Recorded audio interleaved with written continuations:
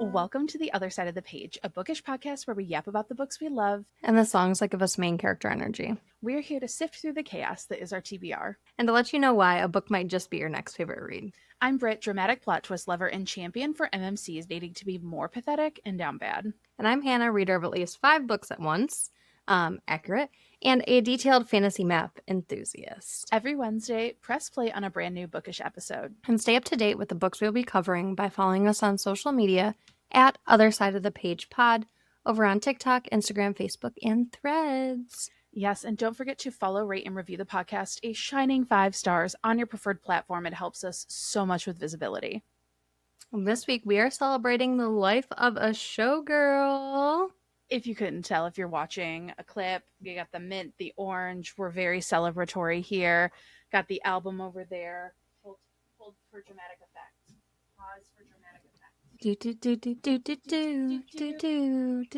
Got a whole box filled with a bunch of CDs I don't need. A bunch of CDs I didn't need, but I wanted what was inside of them, so I did get them all.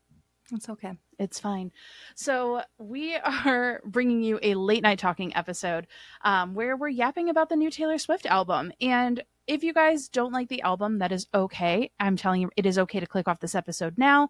It is okay to hold space for albums that you don't like, but we're both kind of obsessed with it. So if you don't want to hear us gushing about the album, come back. Join us for another bookish episode another day. So yes. Grab an iced coffee. Or iced chai. And let's turn the page together. Or let's what are we doing instead? Let's pull back the curtain together. Pull back the curtain together. I love it. Perfect. Dear reader. Well, I guess there's spoilers for this album, lyrics and movie, the most we can spoil. So heads up. Yeah, I mean, it's been almost a week. If you're here with us right now, I think it's safe to assume that you've listened to the album and nothing will be particularly shocking for you. But if not, welcome. Hi, this is your warning. Yes.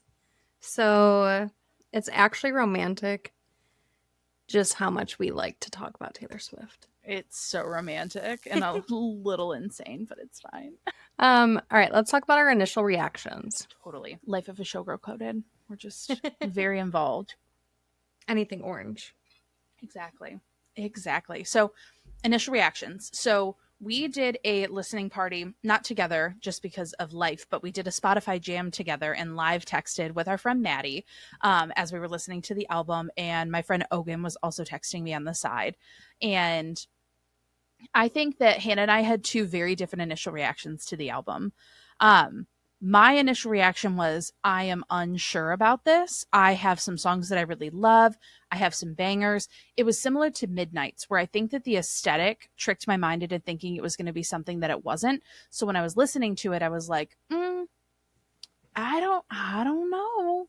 Because it seemed like Hannah enjoyed the songs up front more than I did. Yeah, I was sold the second in. The second I heard it. But I was that same with Midnight's too. Yes, as soon as Lavender Haze clicked, I was like, this is it. This is my jam. Yeah. And by Elizabeth Taylor, I was just jamming out. This was so fun. I will say Opalite was the one where I was like, oh, hold on. I remember when you got in, you're like, okay, I see the vision now. Yes. We're going. Yeah. And I'm already in my room, yeah. I was getting already doing the Fate of Ophelia dance without knowing. I was getting snaps of her dancing actively because she's like, I wish you could see me dancing right now. And she's like, wait a minute, you sure can. We have that technology. I know, it was so fun. As the album went on, I was definitely like, okay, I'm sinking into the vibe. I feel it. I am typically someone, though, in general, who needs to digest an album a couple of times. There were only a few albums outright in recent memory that I listened to and said, oh, this is it, and I love this. I will say TTPD was one for me, and I know that's one that had to grow on a lot of people. But prior to that release, you had predicted that it would be my new #1 album. So yeah, I think TTPD grew on me only because I didn't stay up till midnight to listen to it because I was very pregnant, very tired. Yes. Could not do it. That's what I missed West Coast album releases when it was 9 p.m. Yeah. Because this midnight it's rough. And then it was rough the 2 a.m. album drop, like the double Yeah. album. Like it was a lot. But I mean, I still love it. I appreciate it. It's Yeah, great. So, but we did also go see the movie on opening day. of course we did. I feel like movie is like such like a loose term. It really is. It was a listening party. And the people that were disappointed, I'm like, did you not understand what you were signing up for? I don't think they did. I think that in the era of Easter eggs and surprises, they were probably expecting a little bit more. You good? Yeah. um, but I think they were expecting a little bit more, but like it was very clear on like the ticketed event that it was a listening party of the album and seeing the Fate of Ophelia music video. It was not something more. Obviously, in the back of your mind, when it comes to Taylor, you're always wondering if there's going to be a surprise, like a little something. But it made me fall in love with the album more. So I listened to the album like 4 times after it dropped because when I'm up late anyway, I was in it, you know? And on every listen, I loved it more and more and more. It was one that immediately grew on me. I was hooked. And so then going to the movie, like dancing around a little bit. Well, our theater was kind of lame. I'm not going to lie. Our theater was lame. Like I feel like it was lame-ish. Yeah. Like I feel like the vibes were high. Yes. But it wasn't like a dancing, singing vibes, if that makes sense. Like it wasn't like a dead vibe. Correct. Like people were cheering, people were singing. Yeah, but it like I see like videos of like these other theaters and I'm like, holy cow. Yeah, it felt like I will say I was the only one that got up. Yeah. I was the only one that got up and danced at our theater. She was. I appreciate it. Okay. Yeah. Opalite got me. It did. But I loved specifically, I think the Fate of Ophelia is hands down the best music video she has ever produced. It is beautiful. The thought that went into it, the choreography, I adored seeing the dancers again, and it made me realize how much I miss the era of the Eras tour. Like I miss Surprise Song O'Clock. I miss watching like the dancers interactions. Like it made me miss that. Like I do think it was kind of like the ultimate form of girlhood that we got to experience while the Eras tour was going on. Yeah, the Eras tour was peak girlhood. Like that was, and I love being like the age we're at too for it. Yes. Like I think it would be fun to be younger, but I think I just appreciate it so much more now. And it has like a nostalgic feeling too. Yeah, I feel like it, like being back in the theater for the lyric, you know, release listening party too. It just gives you this like sense of community, and I'm sure we're going to touch on it a little bit too. I don't want to go too far into like the discourse that I've seen over this album, over everything, because at the end of the day, art is allowed to be criticized and people are allowed to have critique over art. I do think some of the takes are a little wild, and I think that in a time where everything is falling apart around us, we're grasping at straws to feel like we're in control of something. And I think that we're swinging really far in either direction, and a little bit. But you know, I saw someone on Threads say like, I can't believe that you paid money to do something that you could do for free. Like how much of a scam is this? What a cash grab this is. And to some extent, I get it. Like, yes, we went to the theater, we paid money to sit and listen to music that we already bought. It's on Spotify. We've listened to it. But there's something to be said in a world that's falling apart around us to lean on community. And we made it a little girls' night out. We got dinner ahead of time. We had popcorn. We sang together. We got out of the house. Like, so what if it cost us $15? Like, I don't care. I don't care. Yeah. And it's fun. It's like how I want to spend my money. Exactly. And my time. And I don't think it was like an egregious amount of money. I don't think it was like, it was literally like going to the movies on any regular night. We just chose to spend our time with Taylor Swift in that way. And I think that it's just like, it's fun. And that's what, like, I've been trying to stay away from some of the online stuff because like, I think that it's sucking some of the joy that I had out of the release here because like, for once, I just like, I think it was like on my third listen of Wood, I was like literally up at 2:00 in the morning, like dancing around, just like feeling like loose and fun and free and like enjoying myself again. Like I didn't need to be in my feelings. I was laughing about a song that's inherently about dicks. And it's just fun. It's just fun. Yeah.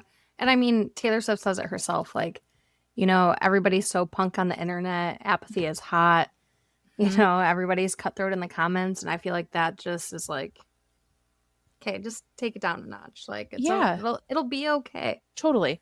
And like I said, she's not absolved from criticism or above critique or anything No. like that. But at the end of the day, like when I sometimes I just want to enjoy things for what they are. And I know that that comes from a place of privilege or what have you. But like, it was an album release. I had fun. I enjoyed it. I love listening to it. I'm having a blast with it. And that's what matters. That's what fucking matters. So, Yeah. I think about even like when Lady Gaga released Art Pop mm-hmm. and like people didn't understand that, Yeah. you know, and they still don't. And that just like it is what it is. The artist Yeah. wants to put it out and they're gonna do it. And Yeah. you choose what is in your bubble for the most Yes. part. Yeah. For the most part. And you can take Taylor Swift out of your bubble. You do not have Totally. to listen to her music willingly. Yeah. And like, if this isn't the album for you, there are 11 other albums plus re-recordings that you can Yep. go listen to. And like, and I'm saying this as someone who my top two albums are TTPD and Folklore. Like, those are my two favorite albums that Taylor has released, followed closely by 1989, because I'm also a pop girly at heart. And um, yeah, I just think that we're allowed to have fun. We're allowed to enjoy Mm-hmm. things. And looking at every single thing we consume through a critical lens will only exhaust, like, we need to be critical of things. We need to like Yeah. understand the type of media and art that we're consuming and be intentional about things. But like, if you spend your entire life only viewing things through a critical lens and not doing anything for like just the pure enjoyment of it all, like that just sucks the absolute life out of you. It Mm-hmm. really does. I think one reason why I feel like I really like this album right off the bat is because like Reputation is my favorite, right? Yeah. I've been waiting for Rep TV, and then Taylor's like, sorry, you're not getting Rep TV. Hmm. Okay, not getting Rep TV, fine.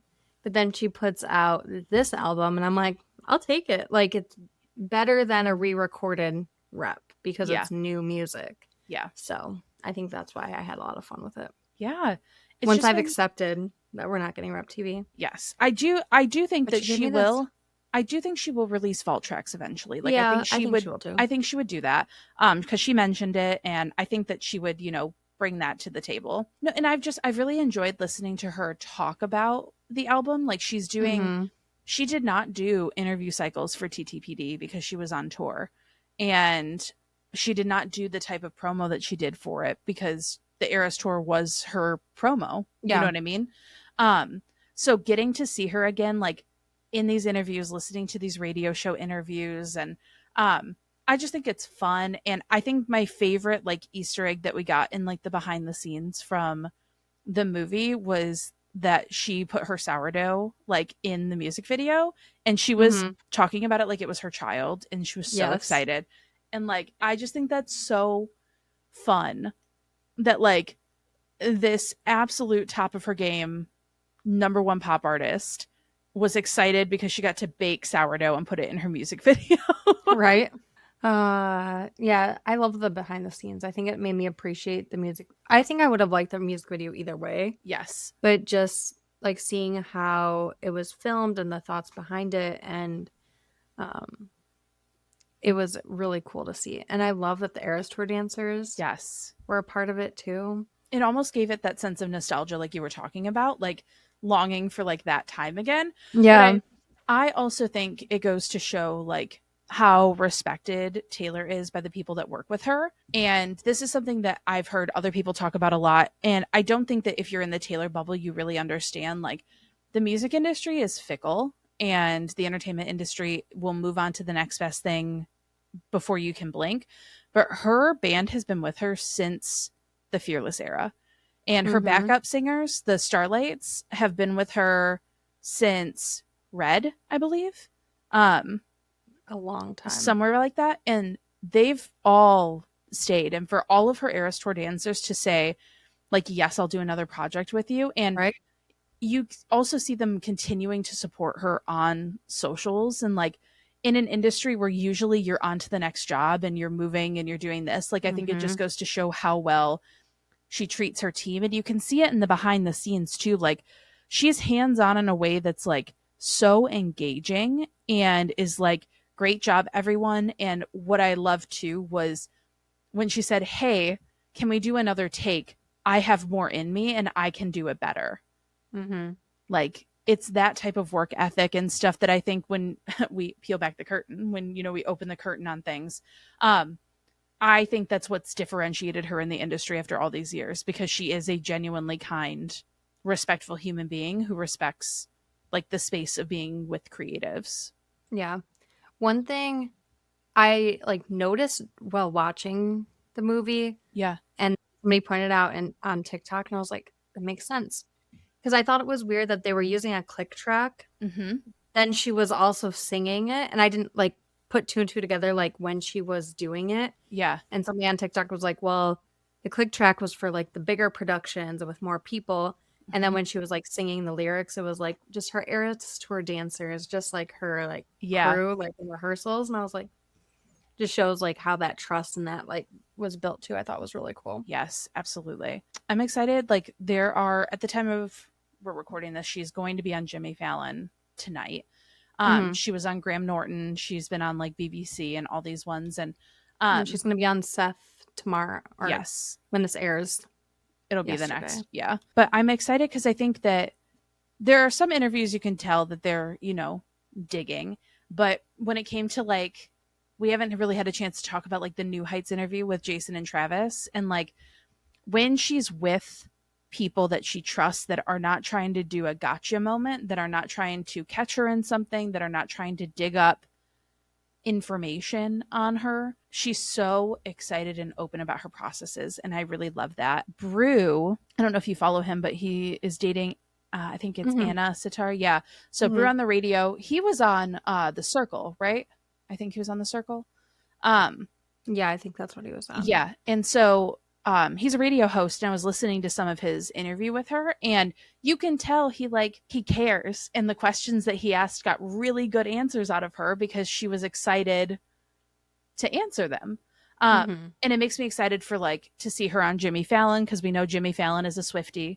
I saw a TikTok of Flava Flav rocking his cardigan, like rocking his I think he even had, I think it was like a denim jacket or something. 50 Cent reacted to being name dropped, and I was like, where did you come from? Right. I like, so speaking of 50 Cent, the people on like TikTok and Threads or whatever that are like, the 50 Cent like it was a jukebox. Like, we're not that old. I know. I know. And I was just going to say something too about like the millennial of it all. Like, guys, I'm sorry. She's not Gen Z. She's not. And it speaks to me and my millennial heart. Like, it speaks to us. And I saw someone, another TikTok too, because I was like, I got very lucky in my algorithm where I saw a lot of people reacting to the negativity, but I didn't upfront see a lot of the negativity. And I saw a guy come on and he was like, this is for our 30s, 35 and up. This is for like those people. And I love that the whole album felt like, now there were a lot of like interpolations I think that they used that maybe we don't know about or weren't like upfront credited. But I think that was the purpose of the Showgirl, was to like pull references from pop culture and like show them in a very specific way. But like, we're gonna go over our current rankings, which will probably change because I think Hannah's already changed from like 3 days ago. And I like, when I listened to my favorite song, immediately I was like, oh, this is like got some 90s. It has some like Wilson Phillips. It has like a Mariah Carey bop to it. And I don't know. I just had a lot of fun with it, and I'm so excited that it's here. I always love new music, new Taylor songs. Add a few songs to the writing playlists, all that fun stuff. So, yes. Are we ready to talk about our rankings? Let's talk about our rankings. We're going to rank them 12 to 1 for dramatic effect. And ours are I don't think any of ours line up. No. One almost did, then I changed it. My original one matched one of yours, but then I changed it. That's fair. All right, so song number 12. Now, Mine is Eldest Daughter. I think you had too high of expectations for a track 5. Yeah, okay, here's the thing. I love the bridge and I love the second half of the song, and I understand the purpose of the cringe lyrics. I do. See, I I don't do. like. Yeah, I don't know. But Continue. the first time I listened to it, I was like, I mean, I skip your first song, so yeah, which is deeply offensive. Like, anyway, how do you not dance? How do you not dance to it? Anyway, it's fine. I actually willingly listen to this song now. It took me a few tries, but I do like it. but my number 12 is Ruin the Friendship. Mm-hmm. And I will say this is my last song because of very personal reasons. Yes. That I will skip it, so it's going to my last one. So fair. All right, number 11, I have Honey. I think it's cute. I think it's sweet. I like it. I just like these other ones better. I love Honey. Mine is Life of a Showgirl featuring Sabrina. I think it's the perfect final like song to the album. Yeah. But when I like shuffle them together and it like comes in, I'm like not prepared for it. So That's fair. It's low on my list. That's fair. My number 10 is Ruin the Friendship. Mine is Father Figure. That's crazy to me. I listen to like up where she does like winding up to the chateau, and then I usually just no, it's so good. Like See, I think some of those lyrics are cringe. See, I like the nod to like the mob boss, like mafia. Yeah. You know, I think see, to me that feels tongue in cheek. Eldest Daughter feels cringe, but to you it's opposite. Mm-hmm. Which I think is like, I think that's so cool though. Like, I love that we both find like two very different things like in the same way. Mm-hmm. Yeah. Number 9, I have Elizabeth Taylor, but hear me out. This is where it gets kind of muddy because like I think like 6, 7, 8, and 9 I could probably rotate on any given day and be totally fine with their placement. So I put it here for now. It would shift. Mine is Eldest Daughter. Okay. See, so it's not that high. It's not high, but yeah. Number 8, I have Canceled. Number 8, I have Wood. Now, number 7, number 7, I have Wishlist. Here's an Easter egg for you if you're picking up. And I have Opalite. It's just like a. I know, but like, I love it, but these other ones I love more. Which is so fair. That's so fair. I don't.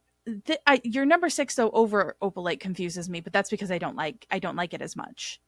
So this is grown on me today. Okay, because I thought into last night to today, it's moving up. See, it's that's what I love about growing. Because I remember there were a couple of songs on TTPD that I ranked, like I think I ranked Peter like almost at the very bottom the first time I heard it. And it is, I think I put it in like some of my favorite bridges she's ever done. Like it's one of my faves now. Yeah. Like I think it just takes sometimes the song really has to grow on you. You listen to the lyrics, like it just resonates a little bit differently. I think, yeah. Well, say what yours is and I'll say what mine is because we haven't said the actual song yet. Yeah, number 6 is, for me, is The Life of the Showgirl. And mine is Honey. And I feel like Honey, because the back, like, maybe not necessarily the lyrics, but like, it's a dance song. Like, it's like one that I can like get down to. Like, you can call me Honey if you want. Because I'm the one you want. Yeah. And it just, I've just been obsessed with it. Last night it got stuck in my head and I've been listening to it all day. So I was like, I have to move it up. That's so fair. Now we're moving into our top 5, which my top 5 have been almost the same since we started. 1 or 2 have shifted out, but number 5 right now me. I think mine have stayed. No, my number 7 was in my top 5 before. Wishlist was in my top 5 originally. I think my top 5 have stayed. My top 3 have changed, but I'm pretty sure my top 5 have stayed. I'm going to double check that. But my number 5 is actually Romantic. The order has changed. Okay. But my top 5 has been the same. Okay. See? My number 5 is Canceled, which started out as my like top 3, so it moved down a little bit. Just a little. We're on song number 4. This was originally my song number 3, and I think that it could slip up in there. But my track 4 is Father Figure. Mine is Actually Romantic. I mean, I think those are like the closest that we've gotten in tracks. Yeah. Track 3 for me is The Fate of Ophelia.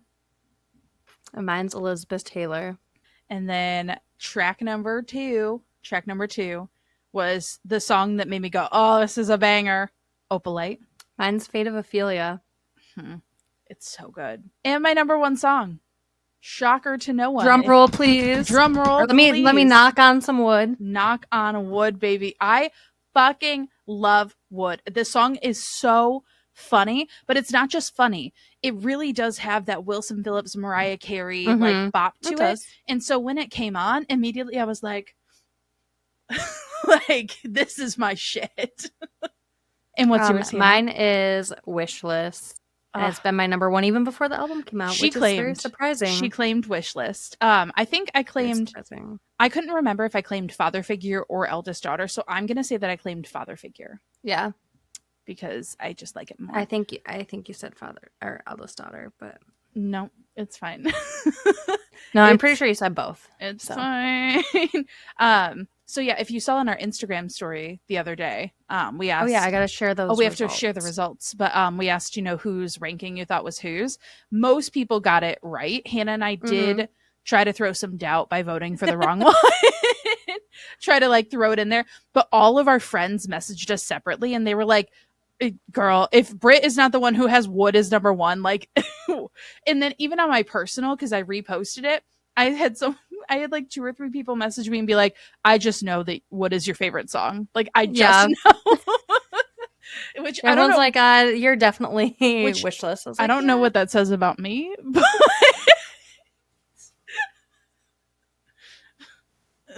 I don't know, but I feel like Wish List is very much like where I'm at in my life too. It's like with the family.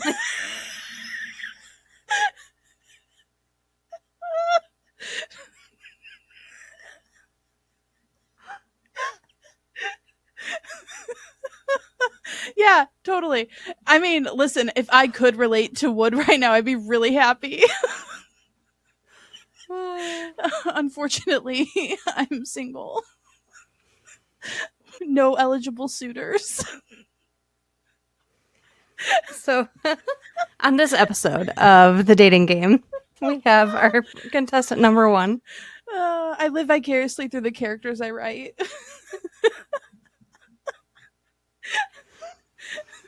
Very random aside. It's actually not random. It's very related to what we were just talking about. My critique partner got to the spice in my book today. and originally she was like, I don't really think I like spice all that much. And publicly in our writing, like in our cohort, she was like, guys, I think I've been converted. I think I'm going on like a genre conversion. Anyway, right. Back to you relating to Wish List. Anyway, but that is our ranking. That's our number 1 song. Come see us again in a month, and we'll tell you if that's still. I think Honey is going to be creeping up though for me. I could see Elizabeth Taylor moving up a little bit more for me. Okay. I could see that, but I'm pretty set on like my top 5. I think maybe honestly, I really like The Life of a Showgirl. It gets caught in my head, and that's why I think I like it because I walked around all day singing it. But no, those have been all of our like rapid fire thoughts. Not really rapid fire. Well, kind of. We just had some breaks. Yeah, let's do. Let's play the game of last. Let's play the game of lasts. Right. Are there any person rules? You texted? No rules. Last person I texted was you. Oh, mine was Christina, my friend Christina. I literally texted you right before we hopped on. You would have been if I didn't text her while we were recording. Last movie you watched? Taylor Swift doesn't count. Unless you've seen that movie in between. Devil Wears Prada. It is my favorite movie of all time, and I do watch it regularly. I think mine was Sinners. Sinners was so good. Mm-hmm. It was so good. Last Taylor Swift song you listened to? Cassandra. Mine was, I don't know exactly what it was. How do I look at my Spotify? Can I look at my recents? Yes, I think you can. Oh, maybe let me go check my last FM because it might not be Cassandra. Let me double check because I actually don't think it was Cassandra. Haunted was the last one I listened to. I listened to Haunted. Okay. So, my recent tracks recently played. Sorry, Mad Woman. Okay. And then Eldest Daughter was from the new album. Well, I guess you said Cassandra. I did the last one. But it was Cassandra. I listened to Mad Woman after Cassandra. Okay. I listened to them. And then if it's this is an Easter egg for an upcoming episode, you guys. And then the last is the last song that you listened to, not Taylor Swift. Mine was Ribs. Such a good question. I would love to tell you. I was listening to the album on repeat today, so this is going to take me a minute to like get back to where I was. Mine probably would have been a random one, but I had just listened to my song for our next episode. Overwhelming by John Bellion. Okay. All right. And that's show business for you. And that's show business, baby. Thank you for pulling back the curtain with us this week. Be sure to follow us on Instagram, TikTok, Patreon, and join our maybe newsletter to keep up with everything on the other side of the page. Yes, and please drop a 5-star rating and review of the podcast on your preferred platform and share us with your bookish besties. And next week, we can't go back. We're haunted because we're stepping into the horror novel Play Nice by Rachel Harrison. We sure are. And something that we forgot to put in this outline, but I'm going to mention now, is we have something very exciting coming up. So Hannah and I are actually doing our first ever like podcast live event. We're doing it with Moncor Books in Canton, Michigan. There are still tickets available right now. It's a smaller ticketed event, and we're going to be yapping about Soul Searching by Lila Sage, and that is on Sunday, October 26th at 12 p.m. in Canton, Michigan. We'll have a link in our show notes if that's something you're local and you're interested in coming out to support us. It's just going to be like this, us yapping about it and having some conversations with the group as a whole. We'll have song choices, we'll have lyrics. It's going to be like one of our long story short episodes, but live and in person. Yes, can't wait. So excited. But in the meantime, we will be chatting with you on October 15th with Play Nice by Rachel Harrison. And forever and always, keep reading with kindness. Bye, everyone. See ya.